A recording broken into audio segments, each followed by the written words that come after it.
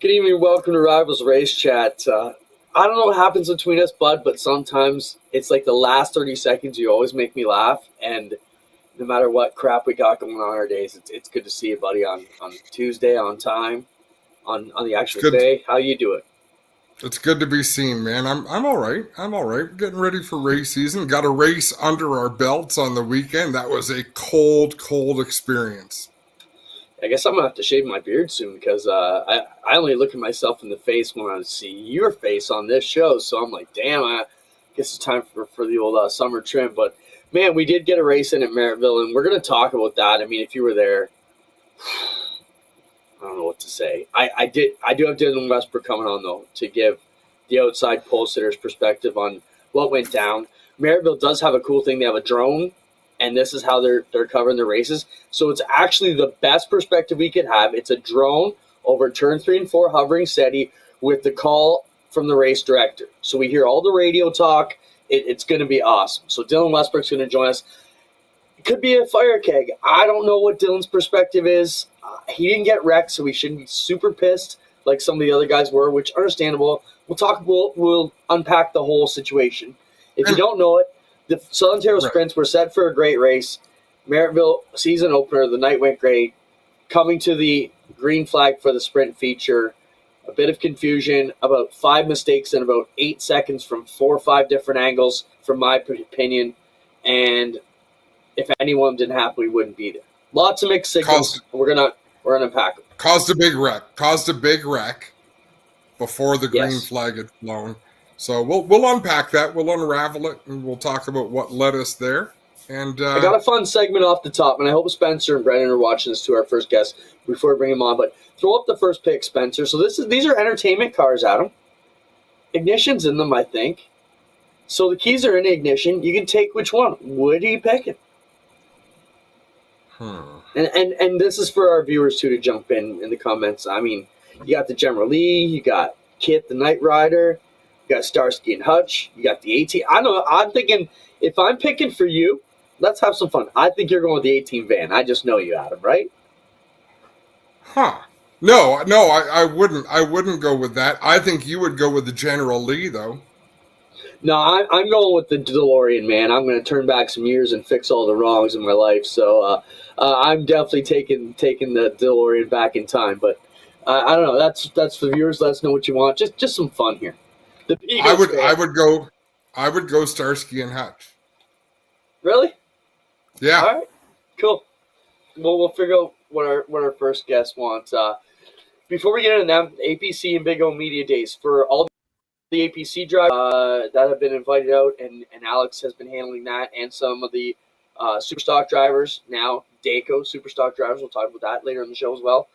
Saturday and Sunday, big days. 70 drivers coming through our car wash setup at Oshweekend. We'll have them doing the promo shoots, which Spencer's going to run right now if you can. So for the drivers, if you're on the list, this is the kind of stuff we're going to be filming Saturday and Sunday at Oshweekend for the top 10 in the Oshweekend 4 divisions and the APC and Superstock top drivers to prep them for all the TV stuff this summer. I'm super proud to be able to do this for our guys and invest back into the drivers this year. It's going to be awesome to give these guys some professional love. The other thing we've got going on is the they'll do 10 minutes of this, then 10 minutes with Adam in some rapid fire, quick interview stuff. We'll get their autograph signed, get a headshot, send them out the door. So if you're involved in that, comb your hair, bring your fire suit in your helmet, and we'll get ready to go. We should have you out within 30 minutes. Whew. Anything you want to say before we get to our first guest? No, I don't think so. It'll be fun to see what we can put together and try to promote these drivers and hype them up. And I'm gonna call out Blair Wickett. What a jerk! I went and saw him this week in his place of work because we do some business. Like, what's going on with this media day? This and that. I don't know what I'm supposed to be. So I called you on the spot. Yeah. Hey, we have Blair Wickett, and he already had his time scheduled. He says, "No, I'm did he? at 2:40." So what are you complaining about, you jerk? So yeah, a little bit of shade for Blair Wickett. We're going to make life difficult on him this weekend. Yeah, so that's why I kind of ran that off the top. So, for anybody who didn't wonder why we weren't at Media Day, we did that 2 years ago. But you only get an hour and a half of without cars on the track, and we need a pure good spot. So we're going to do it in the studios that we're going to create at GSR and make that work. Moving on. We've got Brendan and Spencer going to join us from Sunset, Adam. And Sunset's the one track, I shouldn't say the one track, but one of the tracks that we don't give enough love to, I don't think. Bring them on, Spencer, if you can. It's mutual. It's mutual because Brian Todish is such a huge pain in the butt. He loves us, but he won't come on. Spencer Lewis, Brendan Doherty, you will come on. Welcome to the show, fellas. What's up, boys? How you guys doing? Good, man. We get to be the sacrificial lambs. Brian does not do interviews. I think Joe Chisholm nailed him down one time only, and other than that, he usually runs for cover when a microphone comes his way. I mean, I don't know why the Todishes are so shy. I mean, they're both beautiful people. We should be able to get them on, He promised me at the NASCAR meeting 2 years ago that he'd come on the show that week and then ghosted me, so I haven't seen Brian since.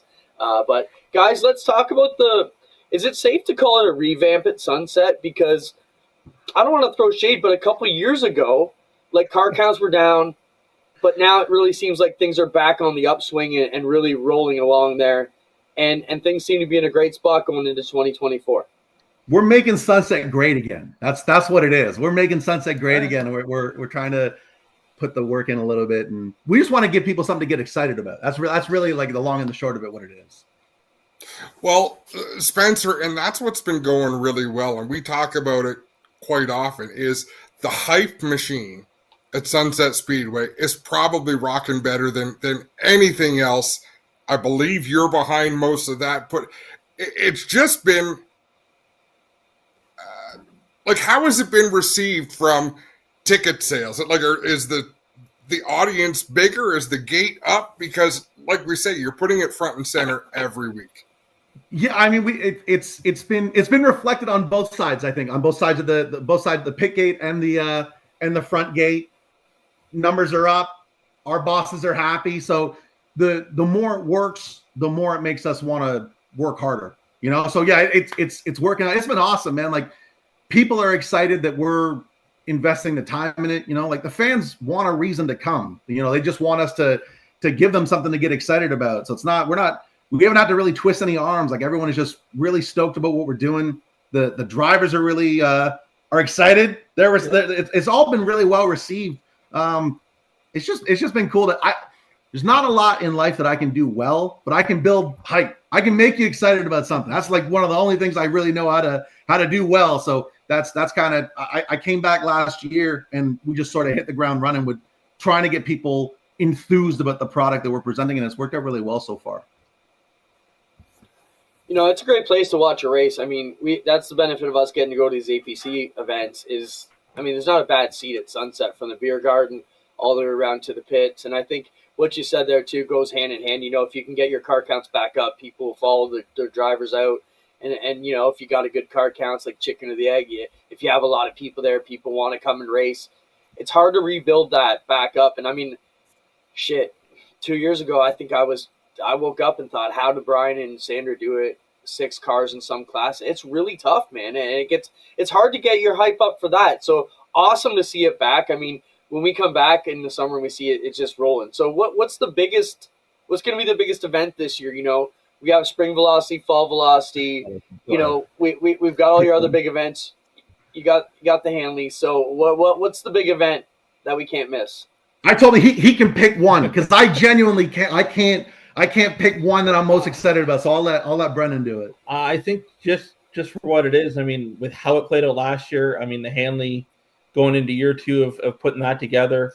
You know, Brian's put the money up even higher this time, and we got 25 cars for it last year. So, you know, hopefully we don't have to postpone it again like last year to the year end. But I mean, it was an incredible show. I mean, from start to finish. I mean, the race had everything. Guys racing halfway, lap traffic, and then it came down to a 3-lap shootout with Benedict and Dale Shaw. You know, throwing the kitchen sink at each other for it. It was just an incredible day to be able to get that one in the books and have Junior there for it and have him in victory lane. And that's really the coolest thing about it is being able to have Junior Hanley there for this sort of event and, you know, have him partake in it. How did that idea come about? Because it's not that common to celebrate legends while they're still alive. So I absolutely ripped off sprint car racing. Like I was out of Ontario racing for a long time, and I went to Attica for the Brad Doty Classic. I went to Port Royal for the Keith Kaufman Classic, and I'm like, this is a genius idea. Like these dudes have made their bones and they're legends, and now they're able to go and get their flowers while they're still alive. Like we shouldn't have to wait until a guy's in the ground so that we can celebrate them.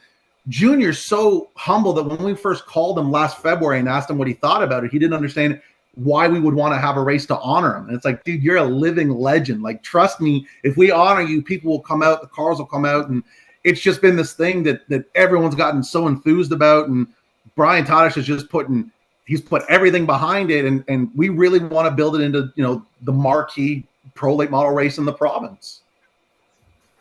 I got a quick Junior Hanley story. So being involved in the Ontario Dirt, you know, competition committee, we ended up being the sounding board for all the cars. So, you know, one of the cars that Junior had his hand in helping build with Lowenberg, Tech had to go tell him, look, you need to put this sidebar in. It's not a thing. And Jimmy Lowenberg said, well, Junior Hanley put it in. I couldn't really argue with him. So that's how it came to the track, and we'll fix it now. But I wasn't about to argue with the legend at the time when he said, that's how you're going to build this. So let's talk, guys. Switch it up a bit.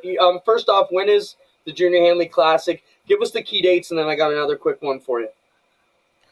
I want to say it's June 27th off the top of my head for the Junior Hanley Classic. The one thing we need to be talking about is May 4th. Steve Slaughter Classic. That's the one that's beating into my head. Hang on, I'm pulling up our schedule right now. May 4th's the big one, though. Opening night's going to look really good. You know, 100 laps of the Pro Late models to honor, you know, Steve Slaughter, longtime owner, promoter, Sunset. And, I mean, we're looking well over 20 cars, hopefully, for that, just to kick the season off, right? So July 27th. July 27th. We're close. I've never prepared for an interview, and I'm not going to start today, so we're winging it.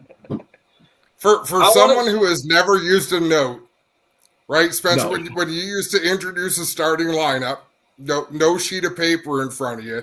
How can you be this scattered looking for things and pulling them up? True, right? Like I was looking at my phone, and then finally my wife came over. She's like, "Here, I've got a piece of paper for you." So we're saved. We're good to go. Like, now we have all our dates. I think as you two gentlemen can attest to, time catches up to you. You know, like we're getting there. You know, we're in our mid-30s now, and it's we're not as spry as we used to be, and not always as quick as we used to be true. either. I can't remember anything now. I don't even know where my keys are. Yeah, my crutch. There's different styles. You know, we work with some great guys who are stats guys. And Adam and I think you guys are the same kind. We're more reactionary. You know, if I can't just see something cool happen and talk about it, I don't think I need – notes aren't going to help me do shit. So exactly. I think let's talk about Triton Lapsovich. Okay, Triton's been on the show a ton. Adam and I seen him have a hell of a season last year. We see him make down to the States. I know – if I think of anybody I know in the racing world, it would be you guys or your friend group that probably followed things like Racing America and, you know, the Snowball Derby. You guys were probably the ones who I first really heard bringing it back here because we're hardcore dirt guys, right? So, I mean, what do you make of Triton's decision to go run the ZMAX Cars Tour? Do you think this is the right call for him as guys 100%. Who watched him come out of your deal as like a 12-year-old super phenom? He's continued to go that trajectory. You know, is this the right move for him? I think Triton Lapsevich is as close to the real deal as Ontario or Canada has ever pumped out. Like, I think that dude is a 5-tool player. I think he's got a great look. He can cut a really good interview. You know, he's not a robot. He can work on his car. He can set it up. He can fix it. He can perform on track.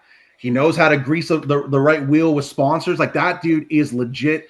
I think that he had done all that he could possibly do in Canada. You know, he came out and just dominated the Pinty Series last year, right? Or the NASCAR Canada Series. Sorry, put $1 in the swear jar.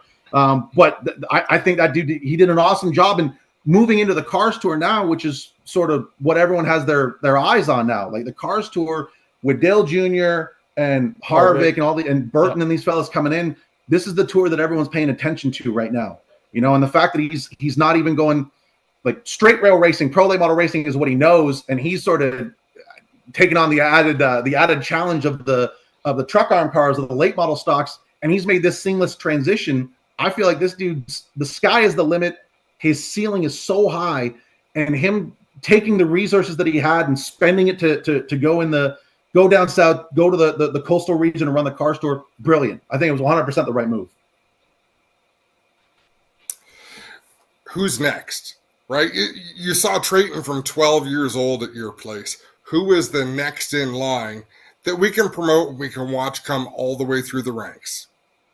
It's Steckley, right? It's got to be Cal. It's got like Cal Steckley is the next. I was going there. I was going to obviously Steckley, but I think Adam's asking along the same rail as Triton. Who's the next 14-year-old? I'm trying to think like who has, because on pavement, even more like all of racing, you need the funding, and it just seems as though dirt is awesome because there still exists like car owners and team owners, whereas on pavement that's almost like a dying. You know, there are no car owners left. So I'm trying to think of who has the money to go and do it.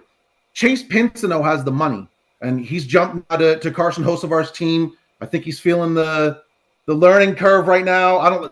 He jumped really fast. He did what, 1 year in Superstock, 1 year in Pro Late Model, and then jumped to the States. And I feel like he's kind of feeling that pinch right now. If he gets his reps in and keeps listening to Carson Hocevar and those fellas he surrounded himself with, he could absolutely do it. But if I'm looking strictly financial, I guess he would be the next one. You know, I could give you a dozen kids that are exciting to watch, but I'm not sure if they have the pocketbook to go anywhere past Superstock racing. And that's sort of the reality of what the scene is like right now. Yeah, it's very tough right now to have guys make that jump even from mini stock. You know, the Lapsevich is very lucky that, you know, they had the cars there to make it work. You know, Caden got in, they had a super stock, so when Triton came along, it was a fairly simple movement, right? One kid comes out, one kid goes in as they kind of work them through. But I mean, the late models are feeling it right now because who's coming in, right? Who's making the jump from super stock to late model right now on a year-to-year basis? There's not a lot going on here on the pavement side of guys moving up into that top division. But if I had to pick, and if there's a kid that can beg, borrow, or steal his way into more expensive cars and sort of racing beyond his means, and I mean that respectfully, no break Jake Walt. Rick Spencer Walt's son. This dude has all the charisma that Rick has. He's a hell of a driver. I think, what is he, 14 years old? 13. If this dude can get on his grind and get some sponsorship, which I know that Rick Spencer Walt is one of the geniuses when it comes to putting together rides and sponsorships that nobody thought possible. If his son can do the same thing, I genuinely believe that Jake Spencer Walt has the natural talent to progress up through the ranks, and maybe he might run the Snowflake 100 or the Snowball Derby in 10 years, man. If I had to pick one kid to watch all the way through mini stocks to 8-cylinder cars, he's my pick. Right on. No, I just touched on Triton, Adam. We announced this week Triton will be back. Show at Spencer. Triton's coming back. His one Canada appearance will be with us on the Dirt Rush weekend this year, back with NASCAR Canada and the Glenn Steyer's ride. So we're bringing him back. That's the first one. We'll let it out of the bag. Schrader and Steckley are slated to be back too in the event, so we're excited about that, and we'll get the official word out on those coming in the next few weeks. APC series, guys. You know, we saw a lot of, as I call it, ebb and flow, or the up and downs of racing, where some year you got 20 cars, and like, hey, Sunset was a good example, 7 back up to 20, and hopefully you keep that wave going. there was a lot of panic in the fall about APC. You know, Fitzpatrick's leaving, Benedict all these guys say they're jumping out. But then we get a bit more blood back in. I think we're going to be good this year. What are you guys hearing about the APC series and the the newly crowned Dayco Superstocks? I think they'll be just fine. I think the pro late model world right now, a lot of guys want to just sort of follow the outlaw schedule. Like, I think a lot of guys don't necessarily want to have to. I'm trying to think, like, maybe you don't want to go all the way to Sauble, or maybe you don't want to go all the way out to Delaware, and you want to just take a couple of dates off of that schedule and race closer to home. It doesn't necessarily mean that you don't buy into what the APC Tour is doing or you don't believe in the leadership there. I think right now guys have a lot of other options. We're doing some of the bigger pro late model shows. Peterborough always has the Autumn Colors Classic. There's other events where guys are like, okay, well, maybe I don't have to be married to the tour and run 10 races on the tour. I could do 7 races on the tour, 6 races on the tour, and then allocate my funds somewhere else. But I think ultimately in the long run, APC series will be just fine. Right now, it's a down economy, man. And it's just like having these dudes have to go out and you need X amount of tires for practice. And you're getting to the track at, I don't know, 8 in the morning or whatever the APC series does. So you're there, at the crack of dawn, and then you're there all day. I think guys might be a little bit worn out on that. If I know anything about Nagy and Ramsey, those dudes will adjust on the fly and they'll figure out a way to make it even more attractive than it was before. I guarantee you, if they don't have a resurgence by midway through the season, they'll have a resurgence next year. They're not down. They're not down and out. It seems to me there's been a lot of push behind junior late model racing. Like, I enjoy the hype. I like what I'm seeing. Talk about that a little bit, because that's been getting a lot of play. Yeah, I mean, for us, we pulled together with the Big 3 series, Elmer Sliding Supply, Image Wrap, Strike Energy, Corey McAllister, Two Speed Motorsports. We've had a bunch of sponsors jump in, AM Group.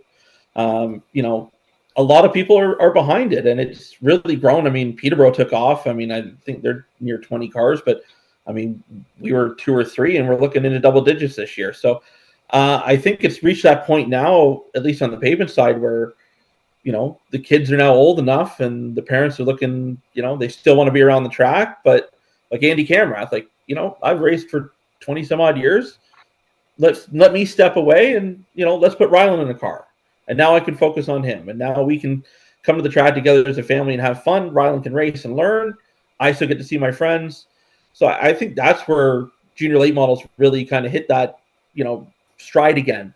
A lot of, the J.R. Fitzpatricks and, the Lane Zardos that came out of that division. JR's got kids now. Lane doesn't. But, that age group is now having Lane's got no kids that we know about. If anybody has a kid out there that he doesn't know about, it's Lane Zardo. Lane Zardo's got no kids that he celebrates birthdays with, but he might have kids out there somewhere. So there's no guarantee that we won't have a Lane Zardo Jr. late in like 3 years. But I actually tried to get Lane on today. I asked Lane to come on, but he didn't read my message yet. So we should get him in a box where it could be us and Lane at the same time. That's sketchy. That's where it's at. I mean, Peterborough's got the Kuznos out there. I think they've got, sons and nephews and cousins all racing now, a whole family team that shows up, right? So I think that's just where junior late model racing's at. The parents have had their fun, and now it's the kids' turn. So the hype around the Big 3 series, what we wanted to do was just find a way that we could. The junior late models were funny, where they're like, if you talk to someone that knows junior late models, like Craig Camrath is like Yoda with junior late models. I call him and ask him about he's got his finger on the pulse of what the series is or what the division is right now. So there's like 50 turnkey junior late models that are out there. Maybe 25 of them are racing, but you can never seem to get all of them in the same place at the same time. So Craig came to me last year and said, look, what do we need to do to find a way to get everybody at one central location? And so originally we wanted to try to figure out a way. It was going to be a home and home. It was going to be Sunset and another track. We couldn't really figure. We were trying to talk to some other tracks, and it's really hard to marry our schedule with theirs. And so we couldn't get a home and home deal working. And Craig Camrath, to his credit, he didn't want to let the idea die on the vine and said, look, okay, to hell with it, man. Let's just do a 3-race series at Sunset. And I'm like, all right, well, I can do that. Say less. So we kind of looked at our schedules. We tried to figure out what made the most amount of sense to when other tracks weren't racing. So we settled on spring velocity, fall velocity. And then for that middle date, it's like, okay, well, where can we fit them in where we're going to have the most amount of eyeballs at Sunset? So now they're on the undercard of the Junior Hanley Classic. And I feel like I've had messages from teams and parents clear across Ontario. I genuinely think the Big 3 Series, we should average 20 cars for all 3 of these events. Like I think that it's going to be sort of the marquee for junior late models this year. So fellas, you got one opportunity. This is the closer. Where do people need to go? Where can they get all of the hype that you're pushing out? Where do they find it? I mean, any of our social medias, Facebook, Instagram, Twitter, or X. We're not calling it X. It's Twitter. It's Twitter forever. I ride and die with Twitter. Go find us on Twitter. All 3 accounts are active, absolutely daily, multiple posts. Facebook and Instagram, we got the countdown going. Cars have, past and present each day to count down the numbers towards opening night, and www.sunsetspeedway.ca. We're over there. Drivers' rosters updated, and we're working every day to keep that thing up to date as well. So, right on, gents. We appreciate you coming out to Spencer and Brendan from Sunset, in case you're wondering. And when you guys have Dylan Westbrook on next, tell him that I'm very happy he didn't get wrecked at Merrittville, because that was wild. That was one of the craziest wrecks I've seen in a really long time. Yeah, we'll be unpacking that here shortly. Not something we're looking forward to, but we'll see you guys May 18th. We'll be there for the APC race live on racingamerica.com, and of course replay on Rev. And it's always great to get back to Sunset Speedway. We'll see you guys around. Thanks for joining us tonight, guys. Thank you guys very much for having us. Ciao, boys. Spencer, Lewis, and Brendan Doherty from Sunset Speedway. They've got some good hype going on there. Man, it's excited. They get their season kicked off a week from Saturday. May the 4th be with you. That was Brighton. Brighton also gets going the same night, too. Our buddies down there. Yeah, I think they do. Good to have them with us. Oh, man. I want to have some fun, but Dylan's here already, and I don't know if I'm ready to jump into the shit pile right now, but I guess we better. Let me just start by saying our Burger Barn video of the week has 1, 2, 3, 4, 5, 6, 7, 8, and I think 9 videos tonight. So we are going to have some good fun. We're going to have some good video fun here. After we kind of unpack what happened at Merrittville Speedway. Merrittville had a great start. Obviously, Doug Leonard leaves a big hole, and it was funny to see. Not funny, but interesting to see some of the comments where they were like, don't realize what you got till it's gone, eh, boys? Because, a few of us were wishing Doug was still in the house on Saturday. And that's no dig on our new guy, David. But even David wished Doug had the race on Saturday night. For sure. Let's bring in Dylan Westbrook. Go ahead, Adam.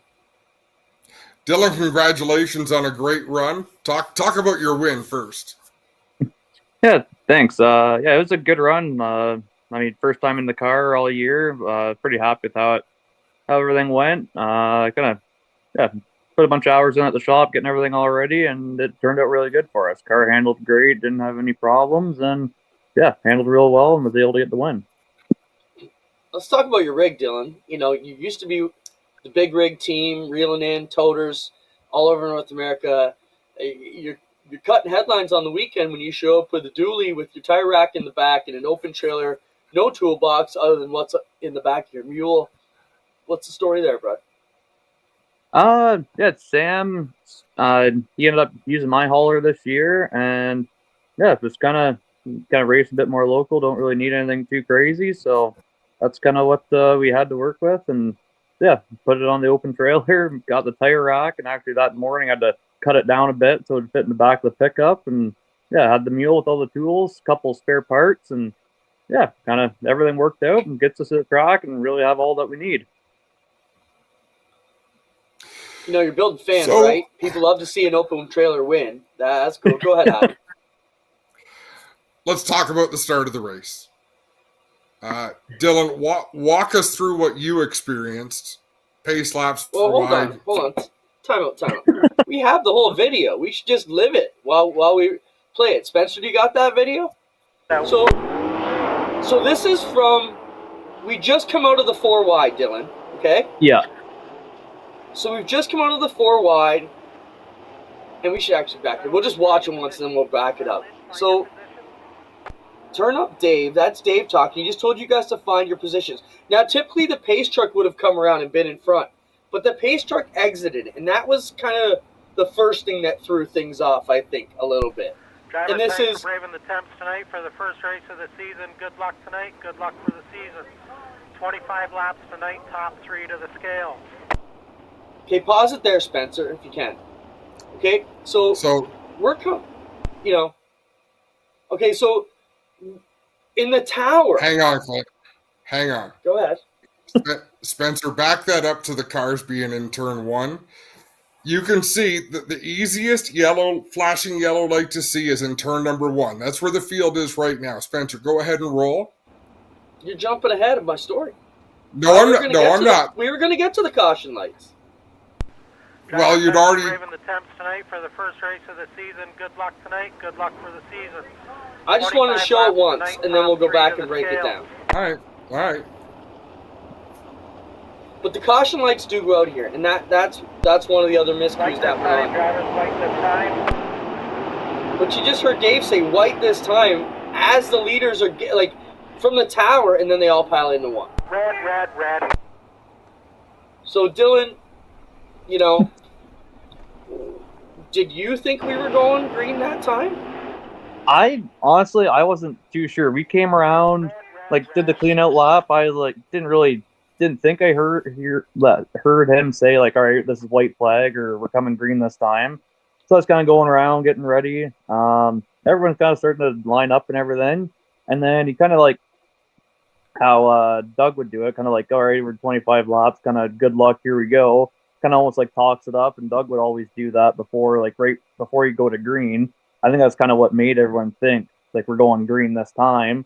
And then as soon as we got to the first line of the box where you can take off, as soon as DJ hit the gas, pretty much that's kind of when he said it was white. By that time it's kind of too late. Yeah, I was in the tower. Tough to outring that bell. And I was kind of helping Dave with his radio etiquette, just making sure things were going on. We were really trying to let our new race director run the deal. As I've talked to Jamie Turner, Nathan Ackland, Travis Cunningham, a lot of guys involved in it the last couple of days, we've kind of broken it down a bit. And to me, it seemed like a bunch of small miscues that added up to a problem in 8. So this is how I kind of break it down. Then we'll go back and watch it again. But first thing, the pace truck went off. Instead of coming around to 3 and 4 for you guys to break out of the 4 wide and catch up to the truck, which would have still brought us around for the white, and we would have kind of been in the rhythm, let's say. So that took us out of the rhythm. Now you guys break out of it. You don't have a truck to chase out to. Now you're just kind of on your own, right? So you come around, he comes around to 1. We kind of break out of that. That was the first miscue. Then when you guys get double file, the lights go out on the back straightaway. There's no disputing. The lights were turned off. We're still trying to determine that is not controlled from the tower at Ohsweken, at Merrittville, like it is at Ohsweken. So the race director isn't controlling the lights. So I think when the pace truck went off, starter thinks we're going, or he missed the radio cue. He hits the lights yellow. So that's 1, 2 things, all in about 3, 4, 5 seconds maybe. Then we get, that's mistake 1. Mistake 2, lights go up. Mistake 3 was we were actually coming to the white. Leader stands on the gas.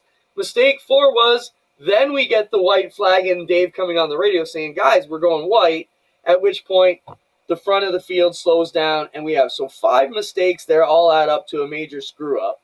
If the pace truck had stayed on, we wouldn't have had the problem, I don't think. Had the lights stayed on, we wouldn't have had a problem. Had, the leader not gone when we were coming to the white. Now, I'm not blaming you guys at all. We were definitely out of rhythm. Things were out of kilter. New starter, new race director, new voices in your head. And I can tell you Dave and Doug are very close. And Doug was beating Dave up Sunday saying, you got to talk to these guys. Forget about the lights. Forget about the flagman. It's you and these drivers and your radio. And believe me, we learned a lot on Saturday night, and that's not what we're trying to do. But, man, and, I feel bad for Dave. He's like, man, am I fired? I'm like, no, because I really think we've got the best man for the job besides Doug. It was just everything was out of rhythm. I'll let you guys both rebuttal, and then we'll watch the video, and I'll kind of break it down as we go. Adam, anything you want to add to that before we hear Dylan? No, the only thing I'd like to add is any one of those things, if any one of those things had happened, nothing would have gone wrong. The fact that all of those things happened in order, it puts a race car driver like Dylan in a bad spot. lights out, no pace truck, I'm hitting the throttle. Right? Exactly. I'm erring on the side of getting the hell out of there. We take that from the tower. Dylan, go ahead. Yeah, like the same as like what you guys just said. Like everything just kind of like there's one thing kind of after another. It all kind of made it kind of like worst case scenario. Like you said, if one thing would have just a page truck or something like that just stayed out, then like none of that would have happened. Or like just everything kind of just it was just worst case scenario for everything. Like I think he did a great job. Like the rest of the time, like being the race director, I don't blame him at all. Like it was just a little bit of everything that made that happen. Like, and then even just being kind of first race of the season for everyone. Everyone's real excited to go, kind of out of like just not used to doing it every week like you normally are. So just everything all put together just made it for kind of bad case scenario for a bunch of guys that were involved in that wreck. Yeah, and if you look back to it, like we'll listen to Dave's call on the radio. That's the beauty of this. It is the drone from overhead with just Dave's call. And the rhythm he kind of gets to at midpoint of that back straightaway is the kind of the speech that Doug would give you the impression we're going. And the fact that lights were out, pace trucks off, but from the tower side, we were all coming for the white. If you look at any of the videos, Carter's got the white in his hand.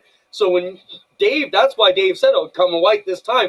And it was just as he keyed up that radio, you guys stepped on the gas. So in the tower, we all went, like nobody expected you guys to take off. And Turford's throwing his phone back there, and as he should be, pissed off at us because now we just wrecked his race. It was, it was just a bad year all around. The last thing to happen, that probably the only real rookie mistake, I think, was to have any talk on the one-way as you guys were crossing the starting line. You almost want to lay off, let whatever happens, happens. Don't say anything. Let you guys charge into turn one, gather it up coming off of turn number 2. Just a little bit more chaos than what was already there. But nobody, in Dave's defense, he didn't know I think you're a bit wrong there. That's what I thought happened, Adam, until I watched this video we're going to watch. The only thing Dave said was coming to white this time, and they were already gone, and then he didn't say nothing until he was disgustedly saying, red, red, red. Like, I thought right? Dave had called yellow. I literally, until I saw this video at 5 o'clock today, I thought he called the yellow, but Dave didn't. So did I. He let it all play out. And what happened was, as I analyzed this video, you watch, Carter throws the white flag out, or kind of has it. I think you guys saw the white, and that was what caused them, and maybe the yellow light. So the yellow lights came on. Right around when Dave said we're going white this time, the yellow lights had just come back on because I think everybody realized, except the drivers, that we were staying white. So let's watch the video from overhead, start uninterrupted, and see what happens. So we just broke out of the 4 wide. Normally the pace truck would be here in 3 and 4 for them to catch up to. Flashing light in turn number 1. Settle in, find your position.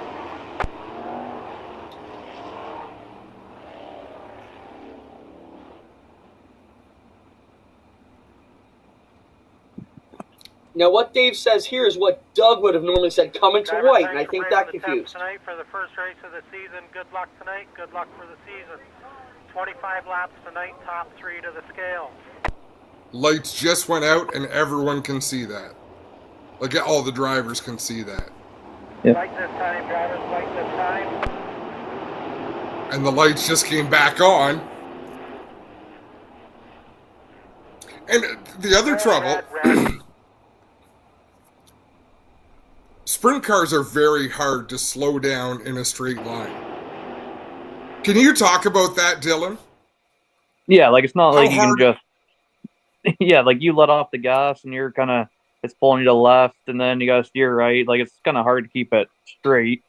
Or then even when you do slow down, like you're wide open, let off, like and then hit the brake. Like it does slow down pretty quick. And then with it not trying to slow down straight, like it's a lot to hold on to when... Especially when you got people flipping and spinning out in front of you too. It's not an easy thing just to kind of miss people like that. Yeah, so from the tower, I mean, we are obviously sick to our stomachs over that. And I know Dave went home. I don't think I got to bed till 5:36 in the morning. I lay there in bed, like just thinking, shit, how could we have done better? Because we owe it to you guys, and I hope you guys know it. Like Dill, I don't think I need to apologize to you. You won the race and came out unscathed, but there's about 6 or 8 at the back that we definitely need to buy some lunches for, and I think certainly our crew takes it seriously. I mean, from even Doug back in the day, we'd all be sick to our stomachs. We want the best for everybody, and that's not what we're trying to do. So we really appreciate you breaking it down with us, Dylan. And I really do think, like I've said, one of those errors doesn't happen. I don't think we're in this situation. I think the other thing with Dave getting his speeches in, he just took a pause there. And like I said, we were all mentally coming for the white, but we can totally understand why in hindsight you guys thought we were coming to the green. So, I appreciate you talking to it. I think we, like Doug said in our chat here, we all learned from it.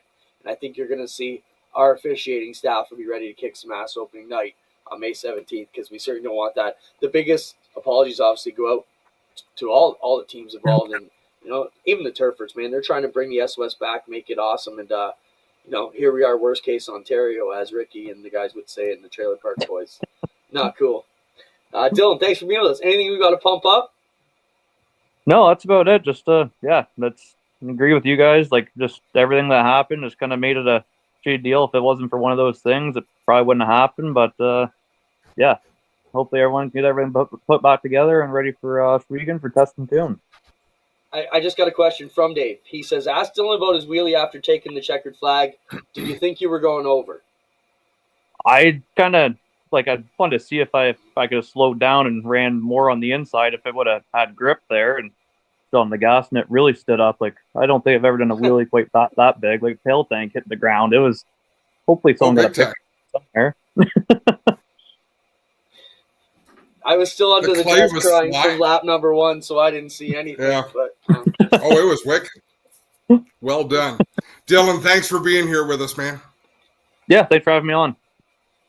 Right on. It's awesome that we can reach out to these guys who are involved in the situations and bring them on. Congrats to Dylan for winning the SOS race. And, most guys I talked to got stuff. I think Gledhill got the worst of that. Bowman lost a car too with the Bigelow car, I know, so certainly not a good deal. Dayco Superstocks, new sponsor for the Superstocks this year. So United Racing Series welcomes Dayco this year. They're making some business changes over there, so we'll be excited to help throw that brand around too as part of our Racing America broadcasts when we have them on. And let's talk about other racing at Merrittville on Saturday night, because there were some really cool stories. Freddie Carlton and Luke Carlton were running first and second, and if not for a couple of cautions in the middle of the race, they might have finished first and second. Gary Lindbergh came up to win the race, but how exciting was it to watch Freddie and Luke running first and second? Really good. I actually called Freddie today after you told me to get him on.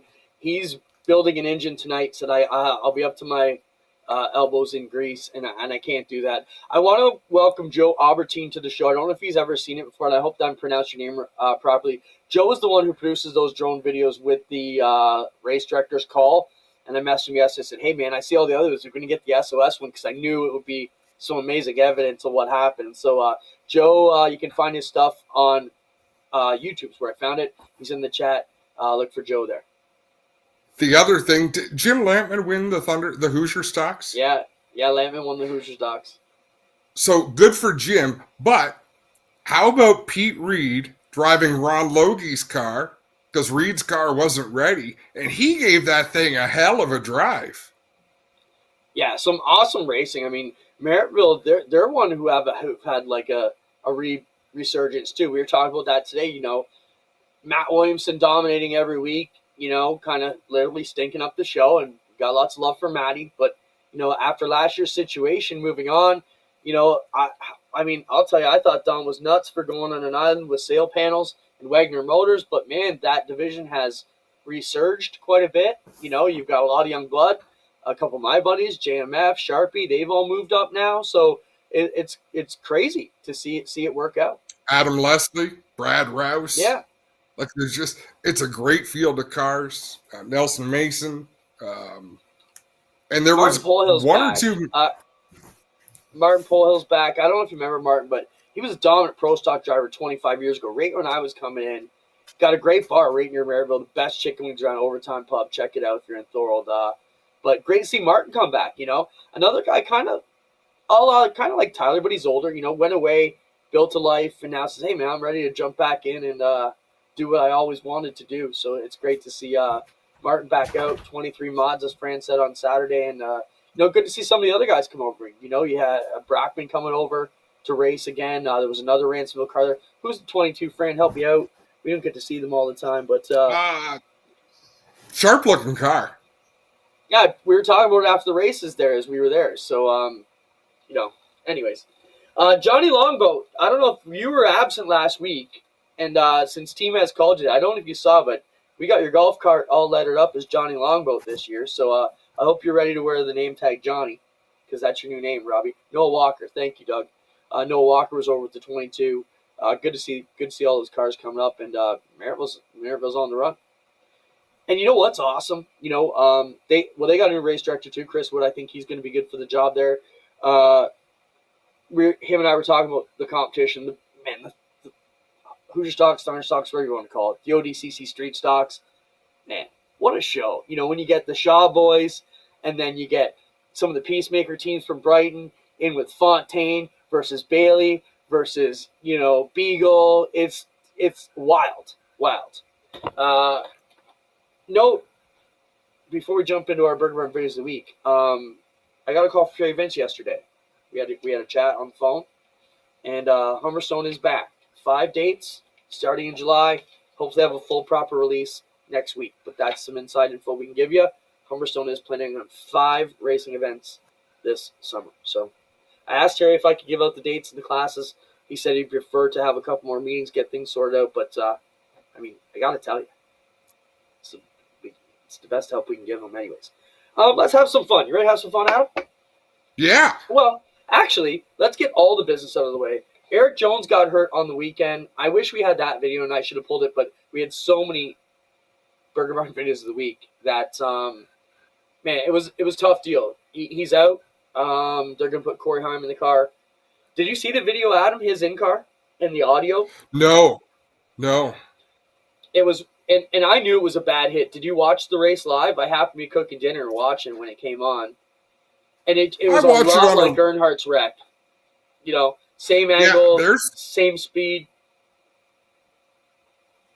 I was concerned a little bit that he was checked out in the care center and left the care center and then went back. Well, which I'm so glad. At Merrittville, same thing. He got out of the car. We thought he was fine, and then an hour later, man, we got serious problems here. I think the adrenaline lets you do this. But when when he hit, you could hear him. He was out of breath, and he was like, I need help. And that was it. Do you have it, Spencer? Oh, you're the best. Do we have audio? That's just the wreck.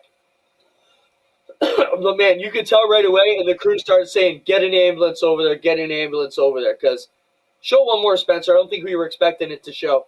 If you can, show that clip again. We'll watch from the beginning, please.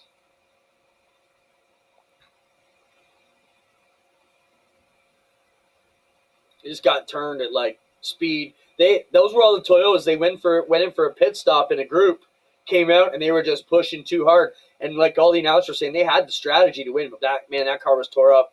And thoughts go to Eric Jones. That's right. Wish him a speedy recovery, and good for him for recognizing something was wrong and going back for more support. Yeah, send a shout out to some of our racing friends. Still, you gonna show it again, Spencer? Are we good? Man, just got turned in at such a crappy angle. Oof. Just hooked that right rear right into the fence.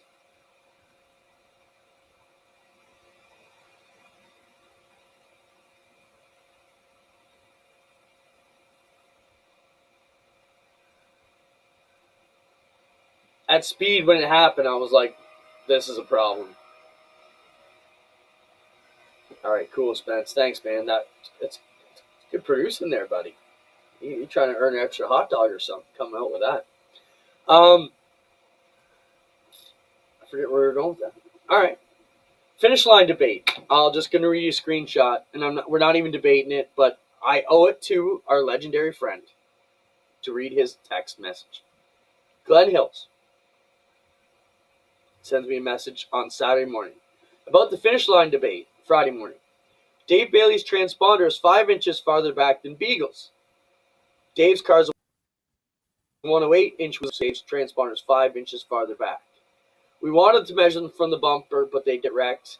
They're measured from the rear axle, which means a Honda Accord and a Nissan, both mini stocks, have an 11-inch difference in wheelbases. So let Adam know that's why. His idea is good, very hard to do. And I'll give you another one, just because I'm on the topic now and we got a few minutes. Even at Sunset Speedway, where they have a very pretty painted line on the thing, it is not the actual line.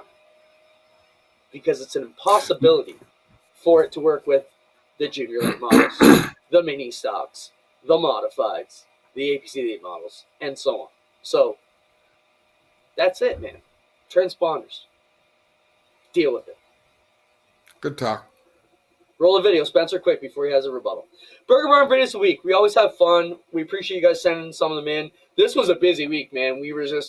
I either spent a lot of time on my phone or we were pounding them out. So the first one, is this Eddie Charger? Is this the first one, Spencer? If this is, so Adam, this guy, it's not authentic. He's trying to cut a promo.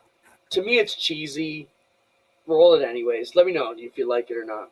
I could be the coolest guy in the world, but once I pull out there on the track, I'm going to throw my nuts over my shoulder, skinny pedal down, and I'm going to let her eat like an Ethiopian orphan out there at the buffet line. I'll be toting that left front wheel like an astronaut fart coming around the damn corner, man. Let them know it ain't no bitch in my blood. We ain't leave the house, pawn all my granddad's guns, wore out my sister, and sell off all these pain bills to come in and set. I'm not a fan. It's a good thing there were subtitles. Yeah. I just think... I mean, whatever. It was cute. If you're looking to promote...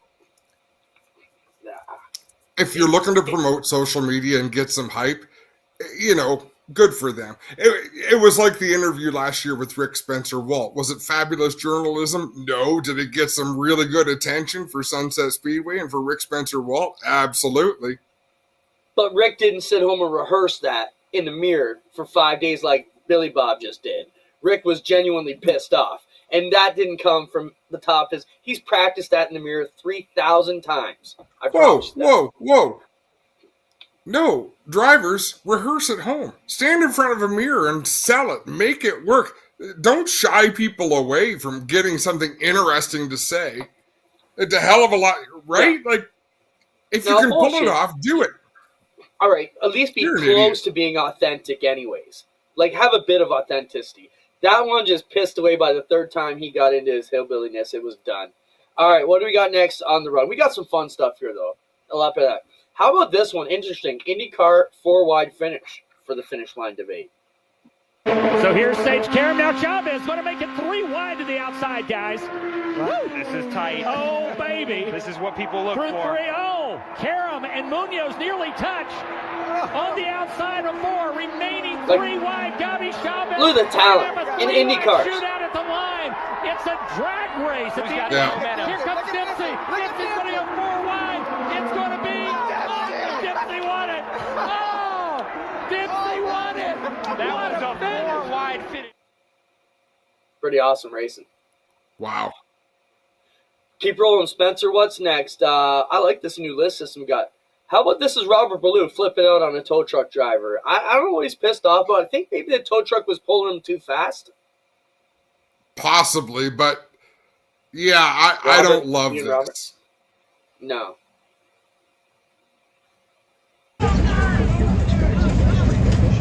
So being towed in, jumps off, goes and picks a fight with the tow truck driver.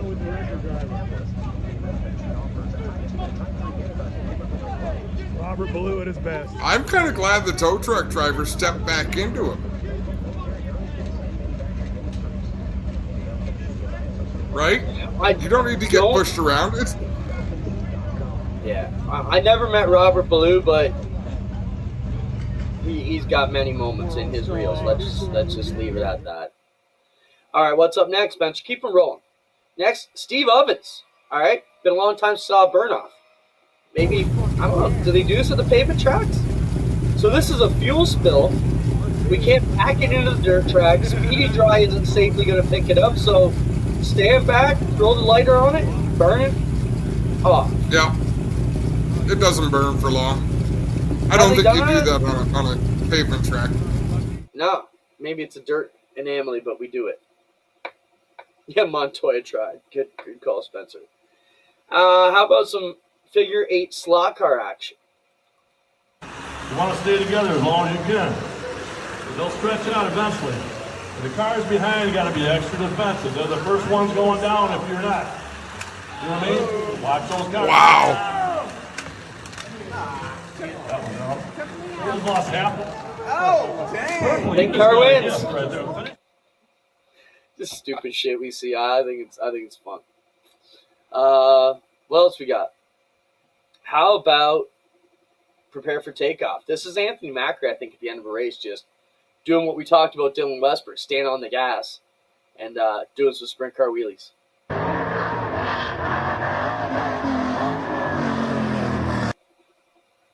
Roll again, Spencer. That's a good long wheelie for a sprint car with no rear steer.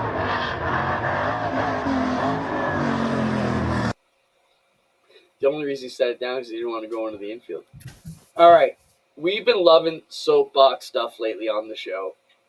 We showed you the A-team to the General Lee, I think, to whatever it was a couple weeks ago.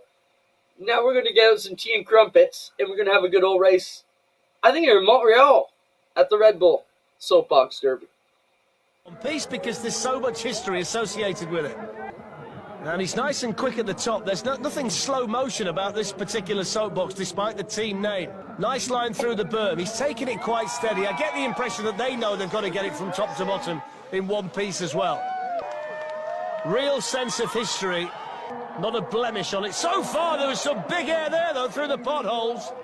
We've not seen that from any other team now, so far today. If anything, it's the end when he does the jumps in slow-mo. You see how high he's actually...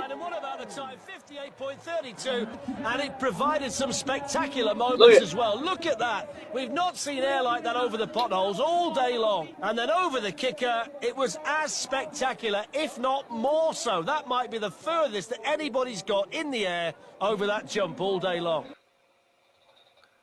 Dude, what do we got to do to bring the Red Bull Soapbox to Ontario? Could you imagine? That would be so awesome. We need to figure that out. I agree. I think we only got one more. What else we got left? Yeah, in the spirit of 2. All right, show me what we got. Okay, show the sprint car. DJ. Oh, so this is a hot debate.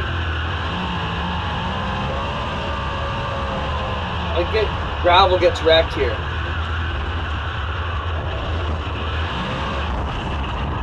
Okay, can you back that up, Spencer?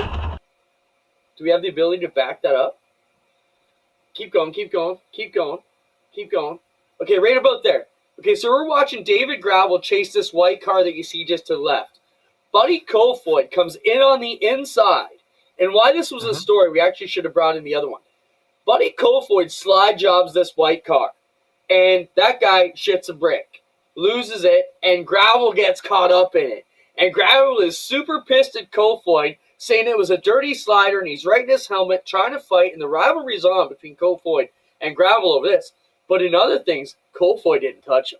You couldn't put a piece of paper between his back bumper and the guy's front, but he didn't touch him at all. Roll it again, Spencer, if you can. So we're riding along with David Gravel. He's chasing this white car. And watch the other white car. Right here comes Kofoid right there. And he didn't touch him, but Gravel got out of his car after flipping, was all in Kofoid's face under the red. Call him a dirty driver, trying to fight it. We'll try and get the other angle next week. But it was a perfect slider. Perfect slider. Bill Baylog, Doug says, in the white car. But that's what we got. What do you think? Burger Barn Videos of the Week. Had some fun tonight. I don't know if that was a perfect slider, but it was a fair slider. But Bill Baylog made that a fair slider because he chose to lift. So you're saying it wouldn't have worked if Baylog didn't give him the room? That's right. Well, maybe Gravel does have something to be pissed off at. But hey, if you're faster, I'd be pissed off at Baylog. Man up for lifting. Don't let someone slide you like that. Fair enough. In the ARCA race at Talladega on the weekend, Andy J under breaking act. Like, this is how you cut a promo.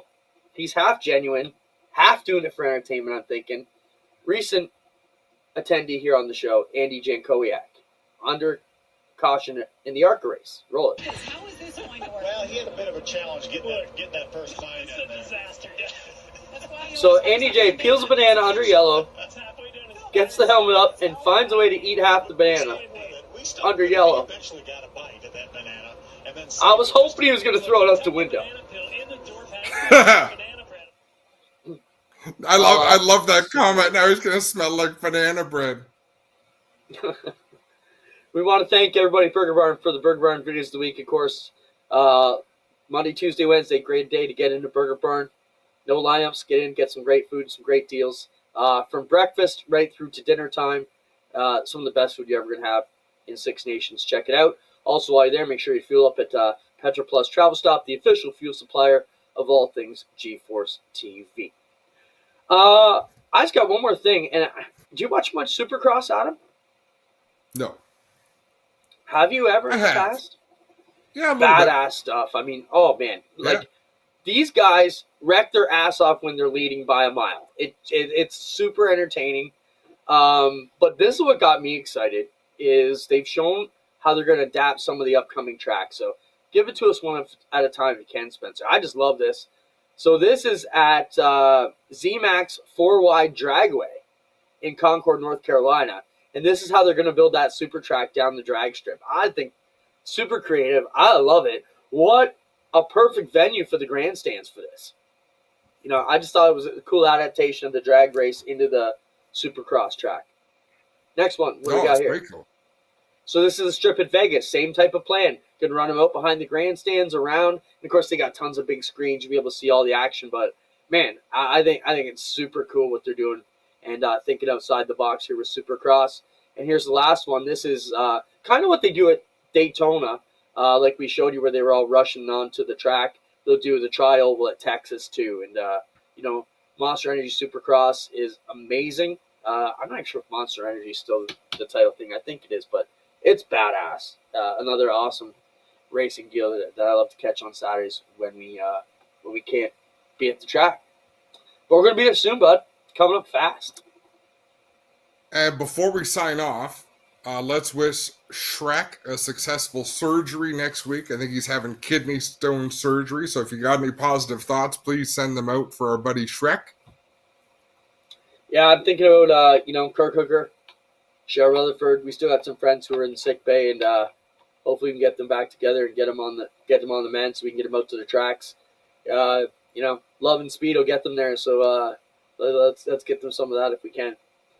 Spencer, appreciate everything you do as always. I know you got a busy week getting set up and testing out each week, and we've got 2 10 to 12 hour days of filming on Saturday and Sunday, so Adam and I will be sick of each other by Monday, which means you're probably in for 2 Christmases come next Tuesday when we get out here and ready to kill each other, and we probably won't even talk from Sunday at 8 o'clock at night when we're out there until we will. Tuesday.